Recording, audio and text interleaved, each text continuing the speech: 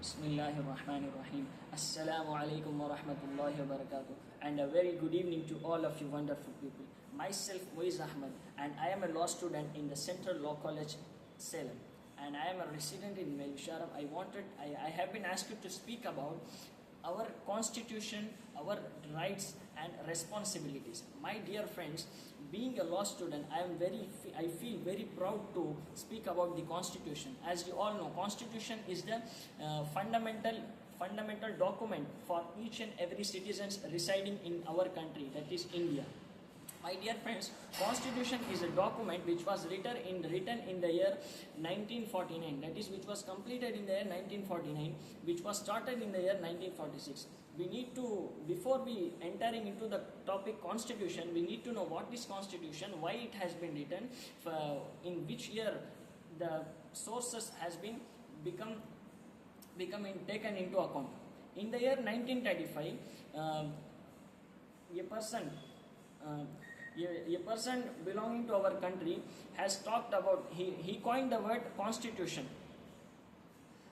In the year 1946, when India is trying to become liberal from Britishers, Constituent Assembly was formed under the leadership of Lord Mountbatten, the last viceroy of British India. Under him, the president of the Constituent Assembly was Rajendra Prasad, and the drafting committee under the leadership of Dr. B.R. Ambedkar was formed. Dr. B.R. Ambedkar, he was called as the father of, he is the founding father of the Indian Constitution. He has many sacrifices to write down our Constitution.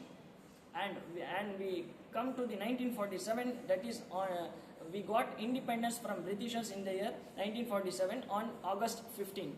That is everyone knows.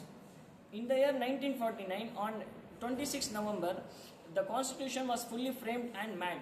It was delivered, it was disclosed to Prime Minister Jawaharlal Nehru, and he enforced it in the year 1950. On 26th January, as we all know, we are celebrating each and every year Republic Day. This day was called as the Republic Day. From this day, India was declared as the Republic, democratic and sovereign secular country. Why? Because according to Constitution, according to preamble, it was declared as the liberal, democratic, sovereign, secular state. That's why we are declaring this day as Republic Day. Now, why Constitution is needed for each and every citizen? Because man is a social animal. Man is a social animal, social being. He need certain customary practice, certain rules and regulation, which he is bound to follow. Then only he will live a liberal life and a good life. So, in Constitution, there are many kinds of features. Among them, I just point out some of it. We have schedule.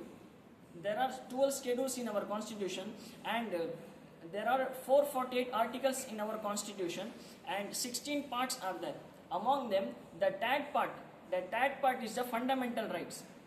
We have 7 fundamental rights from Article 12 to 35. The fundamental rights is discussed. Number 1, the right to equality and right to freedom of speech, thought and expression. Number 3, right against exploitation. And number 4, cultural and educational rights. The cultural practice is our rights given in Constitution. That's why the cultural practice has become, it plays a unique role in our country, in our diversity. Then next one is right to constitutional remedies. The extraction and usage of our Constitution is also one of the remedy. And now come to the responsibility. Our Constitution has given certain rights to us, being an Indian citizen, and also we have some responsibility to be obligated to our country, that is India. My dear friends, Article 51A speaks about the fundamental duties.